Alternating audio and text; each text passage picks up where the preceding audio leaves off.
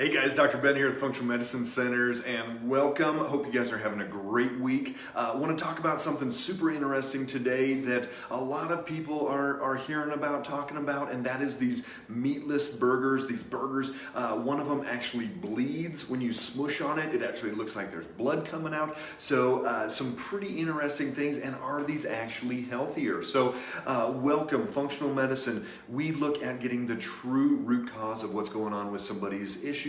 And I love looking at stories like this and looking at into different things, because a lot of people are getting duped into thinking, hey, a plant-based diet is better, eat these plant-based meats, these fake meats, some of these things. So let's get into that and tell you actually what's going on and if it is truly healthy or not. So the one I'm talking about here is this Impossible Foods. They make this meatless burger, and when you are cooking it, you actually squeeze it out and there is actual blood that comes out even though it is meatless. And how do they do that? Well, they take, it used to be that they would take from the roots of soybeans, and they would get this basically hemoglobin out of there and saturate it down and then make it to where it would leak out. But that wasn't efficient enough, and so now they're actually doing that through genetic engineering in the lab, with yeast and some other things through that, and they're making this bleed, make it look like meat. So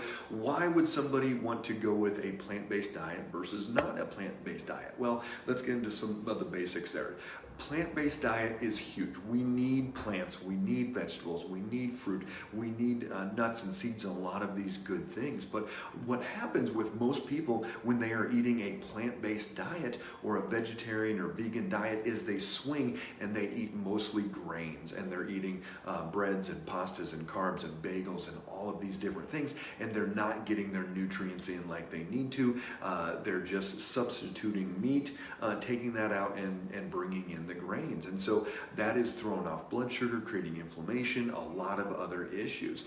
So is vegetarianism bad? Is being vegan bad? No, not at all. People can do it and be healthy, but in today's day and age, unfortunately, hey Teresa, how you doing there? Unfortunately, it's just not a very healthy way to go about eating, because most people are not tracking their blood sugar, they're not checking their blood work, they're not making sure that things are working like they're supposed to. So unfortunately, most of these meatless products are made from grains. They're made from genetically modified organisms. These companies are pushing them out there like, oh, this is the green alternative. It's better than having all these cattle and all these different things. And it's like, well, to a certain extent, yes. Traditional, the farm-raised animals where they're just in these pens and being fed genetically modified organisms, all that are not constructive. It's not sustainable long term. But what they're doing is they're painting this picture of it being this green product, but in reality, they're using mostly genetically modified organisms. The soy that is in most of these products is not a sustainable thing. Even if it is organic, it is still going to be used in grasslands and different places that are not going to be sustainable in that agriculture.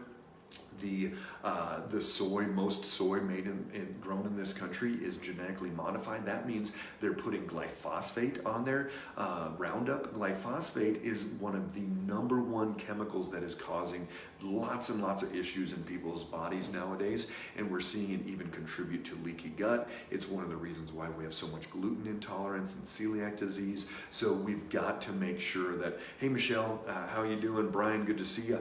So we've got to make sure that we're doing what we need to with these foods, and that they're not being made in this way that's destroying the environment and causing a lot more problems. So in and of itself, being a green product, most of these, especially the Impossible Foods, one study I was seeing, they found 11 times the amount of Roundup as opposed to some of the other meatless burgers out there. So we're just saturated in Roundup in these different foods, and that creates all types of different problems. So we've got to take a step back and say, what are we trying to accomplish with food? What are we trying to accomplish with whether we're eating meat, not eating meat, all of those things? And this is what I tell patients all the time. As long as the food that you're eating doesn't jack with your blood sugar, doesn't make it go up, doesn't make it go down, as long as it's not creating inflammation, as long as it's not stimulating autoimmunity, as long as it's not making you gain weight, and those 4 main things, then you can eat it. And so if somebody doesn't want want to eat meat, that's fine, but they're going to have to work harder because that animal protein is going to keep their blood sugar more stable. We talk about this all the time.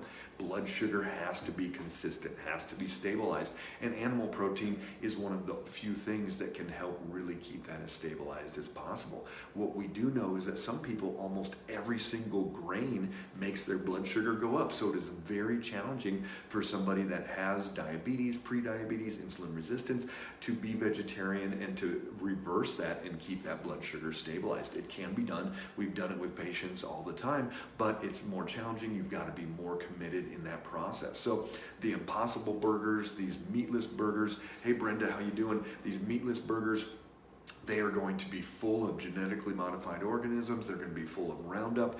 They have a lot of grains. Most are not going to be healthy and digestible. Most are fake materials that are being put in there. And for most people, it'd be better to do 2 or 3 ounces, a little bit of animal protein, and that's going to do way better for your blood sugar, way better for your inflammation, way better for your for the planet, especially if you're getting a grass-fed, organic, from a restorative, regenerative farmer where they're taking into consideration all these things. That's going to be way better than one of these meatless sources. So hopefully that helps. If you guys have any questions or comments, if you've tried any of them, let me know, because I haven't yet, if it actually tastes like a burger or not. But from my perspective and everything I'm seeing at this point, it is not going to be a constructive thing for most people's diet. Remember, stabilize blood sugar, get inflammation down, no autoimmune stimulation, and to keep your weight optimized. That's what you need to be eating. All right, make it a great day, everybody, and stay strong out there. Bye-bye.